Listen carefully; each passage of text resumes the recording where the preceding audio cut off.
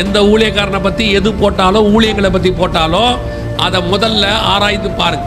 இருந்தால் அந்த ஆளுக்காக ஜோம் பண்ணுங்க, ஃபார்வர்ட் பண்ணாதீங்க. அவன் இன்னைக்கு விழுந்தவன், நாளைக்கு நீங்கள் விழ மாட்டீங்கன்றது நிச்சயம் இல்லை.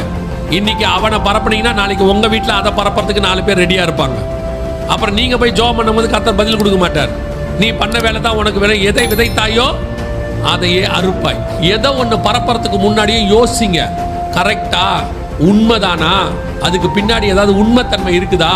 அப்படியே பொய்ய பரப்புறது உங்களுடைய வேலை. கேட்டை பரப்புவதல்ல.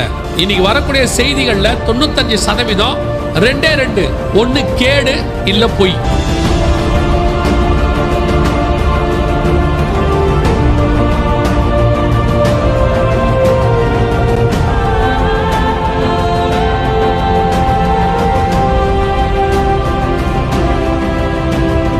அவன் நாள்தோறும் பொய்யையும் கேட்டையும் வர்த்திக்க பண்ணி. எவ்வளவு அழகான தீர்க்க தரிசனம் பாருங்க. என்னைக்கு வரைச்சிருக்கிறார் பாருங்க.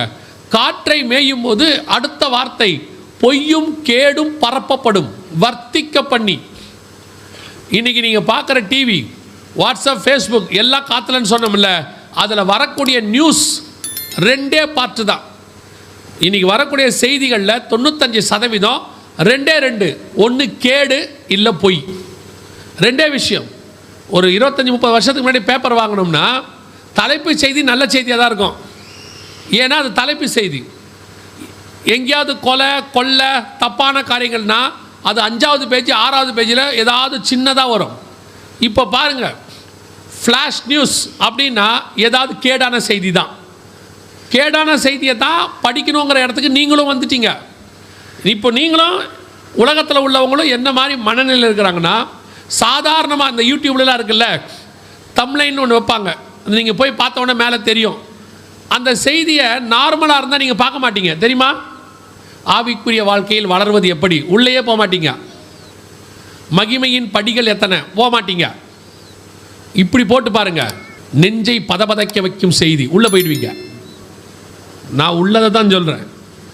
நீங்கள் நல்ல செய்திக்கு தலைப்பு கொடுங்க, ஒருத்தரும் உள்ளே போகிறதில்ல. இப்போ இந்த யூடியூப்னுக்காக வச்சுருக்கிறவங்க, சேனல் வச்சுருக்கிறவங்க, நியூஸ்காரங்கெல்லாம் வேறு வழியே இல்லை. ஏன்னா உங்களை வர வைக்கிறதுக்கு வேறு வழி அவங்களுக்கு தெரியல. கேடான செய்தியை போட்டால் தான் வருவீங்கன்றீங்க. சும்மா இருக்கிற செய்தி கூட என்ன போட்டு விட்டா ஒரு நாள் அப்படி திடீர்னு பார்த்தா செய்தி வருது. சாத்தான் குல சம்பவத்தை குறித்து எம்டி ஜெகன் என்ன சொல்லுகிறார்? சாத்தான் குலத்துக்கும் எனக்கு என்ன சம்பந்தம்? சாத்தானுக்கும் எனக்குமே சம்பந்தம் இல்லை. சரி, என்ன தான் சொல்லியிருக்கிறோம், நம்ம தான் வளரிட்டும் போல் ஏதாவது எங்கேயாவது அப்படின்னு உள்ளே போய் பார்த்தா 6 வருஷத்துக்கு முன்னாடி பேசின மெசேஜ். ஏதோ ஒரு சர்ச்சில் பேசியிருக்கேன். அந்த மெசேஜை போட்டுட்டு தலைப்பு கொடுத்துருக்கான், சாத்தான் குல சம்பவம்னு. அப்புறம் அவன் நம்பரை கண்டுபிடிச்சி ஃபோன் அடித்து என்னையா போட்டிருக்கிறேன்னா, தெரியாமல் பண்ண, தெரியாமலாம் பண்ணல, தெரிஞ்சு தான் பண்ணியிருக்கான். ஏன்னா அவனுக்கு இப்படி போட்டால் தான் பொய், கேடு, இந்த மாதிரி கேடான நியூஸ் போட்டால் தான் பார்ப்போங்கிற இடத்துக்கு ஜனங்க வந்துட்டாங்க. இன்றைக்கி பொய்யும் கேடும் பரப்புது. நீங்கள் பாருங்கள், வரக்கூடிய செய்திகள் பாருங்கள், பாதி பொய். ஒரு நாள் உட்காந்து டிவி பார்த்துட்ருக்குறேன், நியூஸ் பார்த்துட்ருக்குறேன். இந்த பங்களாதேஷ்லேயே எங்கேயோ ஒரு பூகம்பம் ஒன்று வந்துடுச்சு. ஒரு சேனலில் போட்டாங்க, பங்களாதேஷில் பூகம்பம், பலி எண்ணிக்கை 155 என்னமோ போட்டாங்க. விளம்பரம் போட்டாங்கன்னு அடுத்த சேனலுக்கு போகிறேன், அதே செய்தி தான். பங்களாதேஷில் 2000 பேர்னா. எனக்கு இப்போ இந்த சேனலில் 155ன்னா, அந்த சேனலில் 2000ன்னா. இது 2000 155 கன்ஃபியூஸ் ஆயிடுச்சு எனக்கு. சரிட்டு அப்படியே திருப்பிக்கிட்டே போனால் ஒரு சேனல் அதில் போடுறாங்க, இன்னும் உள்ளேயே போக முடியவில்லை, இடிபாடுகளுக்குள்ள அநேகர் சிக்கியிருக்கிறார்கள், பலி எண்ணிக்கை என்னவென்றே தெரியவில்லைன்னு போடுறான். ஒரே நியூஸு 3 விதமாக போடுறாங்க. இதில் எது உண்மை எது பொய் எதுவுமே தெரியல.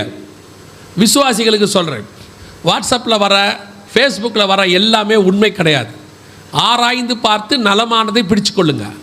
உங்களுக்கு ஒரு பழக்கம் இருக்குது, என்ன தெரியுமா? சில விசுவாசிக்கெல்லாம் அது வந்து ஒரு அடிக்ட் ஆயிடுச்சு. ஏதாவது ஒரு செய்தி வந்தோடனே ஃபார்வேர்ட் பண்ணிட்டு தான் அது ஃபோனையே கீழே வைப்பாங்க.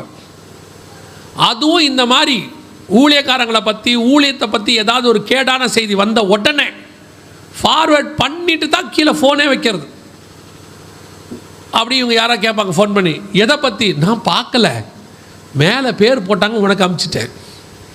அவங்க வீடியோ கூட பார்க்கறதில்ல, அதில் வர்றது உண்மையா பொய்யா எதுவும் தெரியறதில்ல. உடனே ஃபார்வேர்ட். இப்போ உங்களுக்கு ஒரு விவரம் புரியணும். நீங்கள் பொய்யை சொல்லவில்லை, ஆனால் பொய்யை பரப்புகிறீர்கள். அந்த பரப்புகிற வேலையை நீங்களும் செய்கிறீங்க. அங்கே வசனம் சொல்றதில்ல, பொய்யும் கேட்டையும் வர்த்திக்க பண்ணின்னு. இப்போ நீங்கள் பொய்யை வர்த்திக்க பண்ணுறீங்க. ஒருவேளை நீங்கள் சொன்னது உண்மை இல்லைன்னா அந்த பொய்க்கு நீங்களும் உடந்தைன்னு அர்த்தம். முதல்ல பொய்யை ஃபார்வர்ட் பண்ண ஆள் யார் தெரியுமா? கேடான செய்தி ஃபார்வர்ட் பண்ணால் ஆதியாகமத்தின் புத்தகத்தில் ஒருத்தன் இருக்கிறான். 9ஆம் அதிகாரத்தில் நோவாவுடைய பையன் காமுன்னு ஒருத்தன், அவன் தான் போய் பார்த்தான் நியூஸ். ஃபஸ்ட்டு நியூஸ் போய் பார்க்குறான். பார்த்த உடனே அடுத்த 2 பேருக்கு ஷேர் பண்ணிட்டான், ஃபார்வேர்ட் பண்ணிட்டான். அப்பா இப்படி படுத்துருக்கிறார். ஃபார்வேர்ட் பண்ணவன் அவன் தலைமுறையே சபிக்கப்பட்டு போச்சு. எப்போ வரைக்கும்? 2000 வருஷம் இயேசு வர வரைக்கும். கானானிய ஸ்திரீ வந்து இயேசுக்கிட்ட நிற்கிறா, என் பிள்ளை இப்படி கிடக்குதுன்னு. அது வரைக்கும் சாபம் தலைக்கு மேலே நிற்கிது. எதை ஒன்று பரப்புறதுக்கு முன்னாடியும் யோசிங்க, கரெக்டா, உண்மைதானா, அதுக்கு பின்னாடி ஏதாவது உண்மைத்தன்மை இருக்குதா, அப்படியே பொய்யை பரப்புறது. ஆனால் 2 பேர் அந்த நிர்வாணத்தை மூடிட்டான், நியூஸை அப்படியே முடிச்சிட்டான், பிளாக் பண்ணிட்டான். என்ன நடந்துச்சு? பிளாக் ஆனுச்சு. அதோட அவனை ஆசீர்வதிச்சார்னு பார்க்குறோம். உங்களுடைய வேலை கேட்டை பரப்புவதல்ல, ஆனால் ஆண்டவர் உங்களுக்கு ஒரு கட்டளை கொடுத்துருக்கிறார். நீங்கள் போய் சகல ஜாதிகளுக்கும் சுவிசேஷம் சொல்லுங்கள். இதுதான் பரப்பணும். நீங்கள் பரப்ப வேண்டியது சுவிசேஷம், கேடான செய்தி அல்ல. எந்த ஊழியக்காரனை பற்றி எது போட்டாலோ, ஊழியங்களை பற்றி போட்டாலோ அதை முதல்ல ஆராய்ந்து பாருங்கள். இருந்தால் அந்த ஆளுக்காக ஜோம் பண்ணுங்க, ஃபார்வேர்ட் பண்ணாதீங்க. ஏன்னா அவன் இன்றைக்கி விழுந்தவன், நாளைக்கு நீங்கள் விழமாட்டீங்கன்றது நிச்சயம் இல்லை. இன்றைக்கி அவனை பரப்புனீங்கன்னா நாளைக்கு உங்கள் வீட்டில் அதை பரப்புறதுக்கு 4 பேர் ரெடியாக இருப்பாங்க.